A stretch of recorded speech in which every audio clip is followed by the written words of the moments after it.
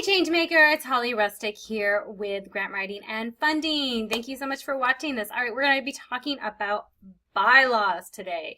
So I am giving you my 14 secrets to not leave out of your bylaws. So this is a checklist, and this is great if you're looking at starting a nonprofit. You'll be able to see what you really need to absolutely include in your bylaws.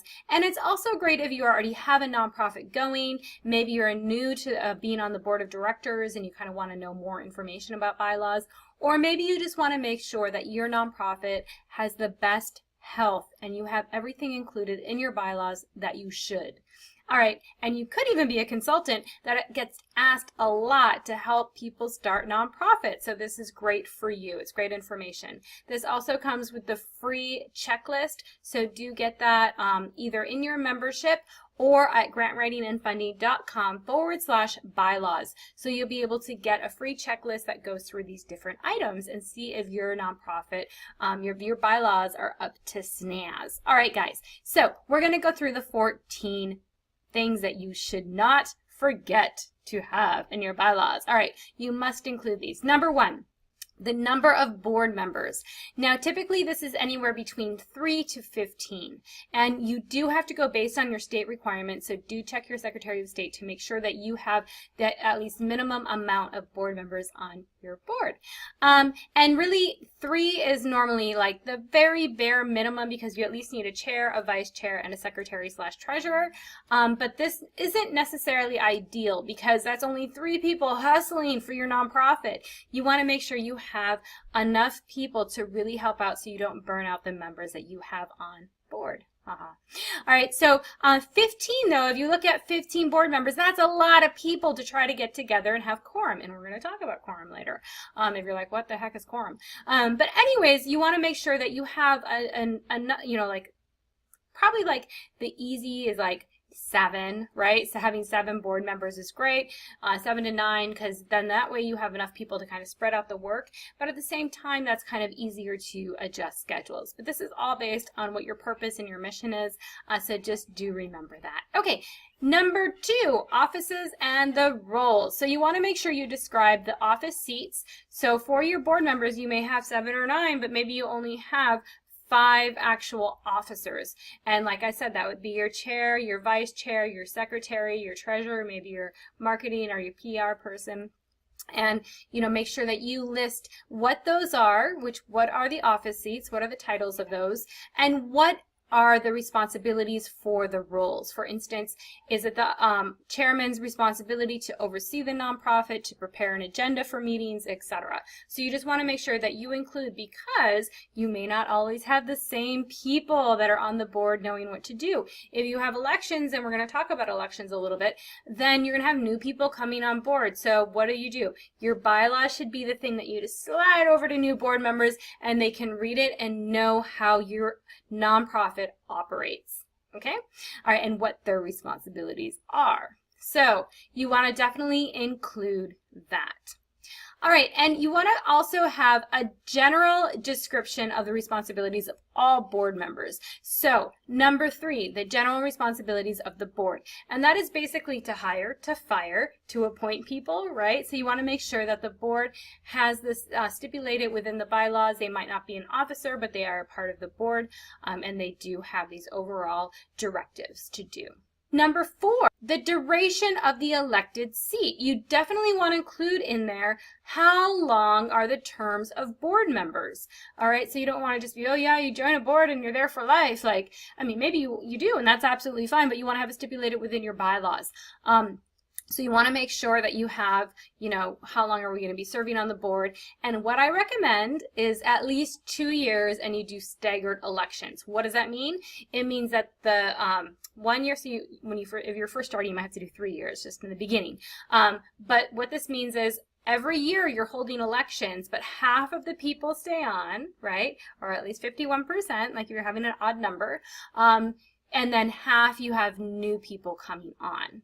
So in that way, there's always some kind of history with some of the board members that have served. You know, they've done those fundraisers, they've done that 5K last year, you know, they kind of know how it operates, and they have that industry knowledge, and they can help bring on the other board members that are serving their first term. And then the next year, those people will be a little bit seasoned, and they'll have new people coming on. And then, you know, if you're coming on a board, like you're like, oh, that's a lot of responsibility, but yes, I can commit for 2 years. So they know what their commitment is as well. So you do need to include the duration. Number 5, non-compensation. Now for nonprofits, you really don't want to compensate your board members. Maybe for profits, absolutely, yes, please compensate them if you want to. But for nonprofits, generally there's no compensation. So you do need to include this stipulation within your bylaws. However, you can have reimbursable costs. And what does that mean? Gas money to meetings, right? Maybe you provide lunches at the meetings. Maybe if you have your chair, or your president, whatever you want to call them, right, go to a certain training for your nonprofit, you can pay for that. They can be reimbursed for those things. Now, of course, you don't want to have huge lobster dinners and lunches with martinis and, you know, your nonprofit's just covering that. That's not the point of this at all. But on the other hand, you are expecting a lot. You're expecting a lot of people's time for them to show up. So you want to make it relatively easy so they can actually do that and give them some sort of, you know, just kind of camaraderie and some kind of placement in that. Number 6, conflict of interest policy. There will be conflict. It's not if, it's when. Okay, so you want to make sure you have some kind of clause. Another thing is financial support, like any kind of funding sources, grants, all of that. They a lot of times ask for your conflict of interest policy because this is very important. They're giving you money. They want to make sure that when there's a conflict, that you don't just like hustle out the money and there's not weird backdoor stuff going on. So what do I mean by that? You might say, Holly, there's no conflict in our nonprofit, like whatever, right? There will be. And this is, I've seen this a lot of different ways. One way is, say you have your board of directors, you have your 7 members, and you're going to hire a social media company, right, to do all your social media. Maybe the board of directors, they're right, responsibility is to hire, and maybe the executive, they don't have staff, so they're hiring all positions and all consultants. So anyways, one of your board members runs a social media company. They want to put in a bid, right? So you say, okay, then what's going to happen, right? How do you deal with that? How you deal with that is having a conflict of interest policy stating that if there's some kind of conflict, that one, they're transparent. They tell you, I'm going to bid on this, right? Transparency. The other thing is they recuse themselves from the vote and they will not be in the room during the vote. All right, very, very important. You might say, well, why can't they be in the room? Like, that's kind of rude. No, this is very typical and it's standard because you don't want them to be influential in any way. So when that vote's going on, when your other 6 people are together and they're like, okay, let's look at all the social media packets and bids that came in, that 7th person is not in the room because they are going to be talking about them. So you want to make sure that that happens and you can just have that policy in place. I've also seen the drastic measure of they say no board member can submit a bid because we don't even want the appearance of conflict. We don't want it to look like we're like just shoving out jobs to our board of directors, right? So there is, and that's the risk you run if you just do a recuse kind of policy. It's not to say that it's wrong, but it might heighten the appearance, even if there's nothing. You're not doing any kind of weird stuff, but there might be some kind of odd appearance.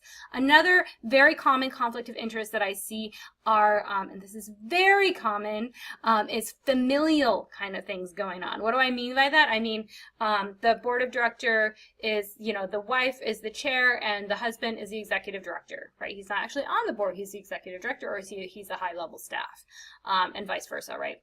So what happens then is, when are we going to talk about his salary increase? How are we going to talk about his performance? All of those kind of things. And it's the chair that has the ultimate veto, like that is definitely a conflict. So you just don't even want to have that happen in your nonprofit.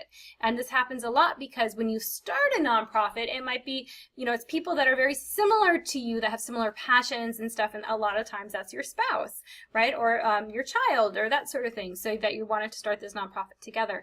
And there's nothing wrong with that, but you do need to have things put in place because there could be appearance of conflict or an actual conflict. So you definitely want to have that articulated. Number 7, the number of meetings required for board members to attend.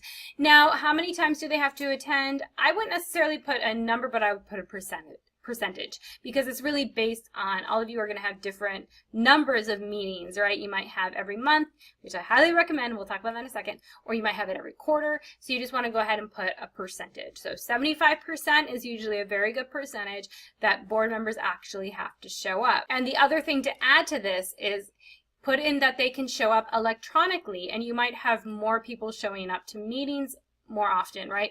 So if somebody's traveling, they can still hop on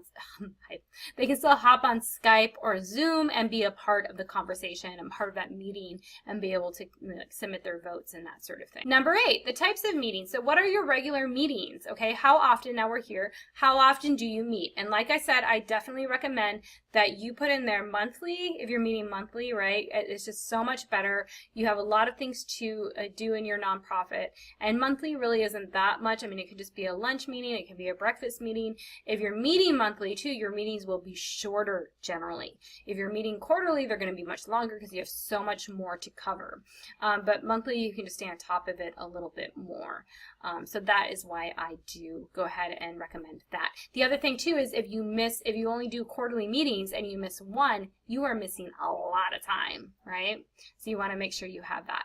Number 9, annual meetings. You also have to have an annual meeting. So once a year, a special meeting. And what is a special meeting? It's not just your regular monthly meetings or your quarterly meetings. It is your special meeting. And that's usually where you do your elections. It's where you reflect on the year. And it's also where you look forward to the next year. So you want to make sure that you schedule this annual time to meet. And I wouldn't say put a date. I would say put a day. What does that mean? That means don't put November 26th, because that day is going to be, it's going to be a Monday one year, it's going to be a Tuesday the next year, etc., right?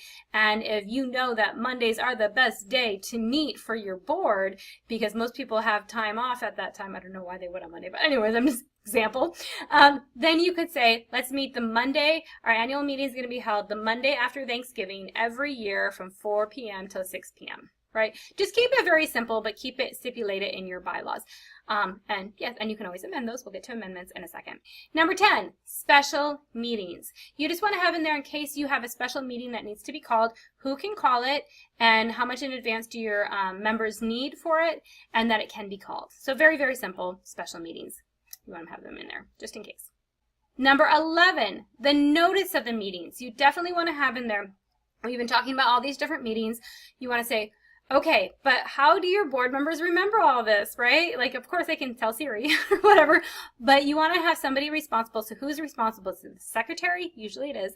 The secretary can send out at least a 2-week notice, and it can be electronic, right? And that way, like on WhatsApp or whatever, hey guys, in our little chat group, 2 weeks out from our board meeting, our regular meeting or our annual meeting or whatever, just so you have that in your bylaws, who's responsible, how much advance notice do your board members need, and how will it be communicated when your meetings are coming. 12, quorum. All right, quorum is especially important. What do I mean by quorum? Like, what's quorum? It means how many people, how many of your board members need to be present for you to actually hold a meeting. Now, you're saying people can miss meetings. What if you have 7 board of directors and you have 5 of them that all miss the same meeting? How many people do you have showing up? Only 2. Would that be enough to actually run a meeting and to make decisions?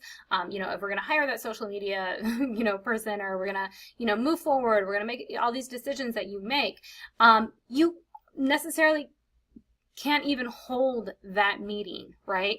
So you want to say how many people need to be present, or what percentage, once again, keep it simple, what percentage needs to be at the meeting to actually hold the meeting. And this is usually like 2/3 or 75%, something like that. Or sometimes people even just say 51%, at least more than half, need to be here to actually hold a meeting. And what that really does is it keeps people responsible for showing up, right? Because those people that do show up, and then if you can't have a meeting, that's really annoying, right? But your time, and you schedule that and you get it there, and then you can't even have the meeting. So you do want to have accountability for this.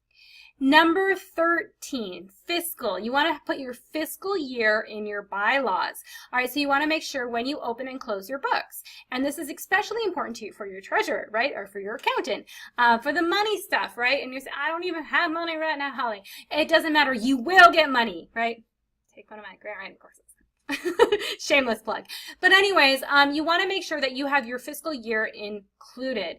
And what is a fiscal year? Isn't that just like from the beginning to the end? Not always, all right? It can be January to December. That's common. That's a calendar year. Or it can be, a lot of people, nonprofits, use the federal government's fiscal year, which is October to September, because they're what? They're getting federal grants, all right? So they want to stay in line with that whole kind of fiscal outline, which is fine. Another common fiscal year is July to June. So it really, and that's more for like educational nonprofits and that sort of thing, because they're following that kind of school year approach. So it really depends on how you want to operate, but you do need to specify what that fiscal year will be in your bylaws. All right, and number 14, amendments. All right, guys, so we are now looking at amendments. You can amend your bylaws. You just want to make sure that you include this in your bylaws, who can amend them, and what the process is. So you might want to give your board members at least a week, right, to go over the new amendment, and then you have to have, okay, who's going to submit the amendment and that sort of thing. So you just want to make sure that you have the policy in place in your bylaws that amendments are possible. Maybe you want to change your annual meeting. Maybe you want to change the number of meetings that you have, those kind of things. So you just want to make sure that all of this information can be amended as your nonprofit grows and evolves, because it is a living, breathing thing. So these documents can also be a living, breathing entity when you give them the ability to be amended. All right, guys, that is it. If you want a full checklist of all this, like I said, you can get that in your membership if you're one of my members, woohoo! Or you can go ahead and get that at grantwritingandfunding.com/bylaws. All right, guys, I will see you soon. Bye-bye.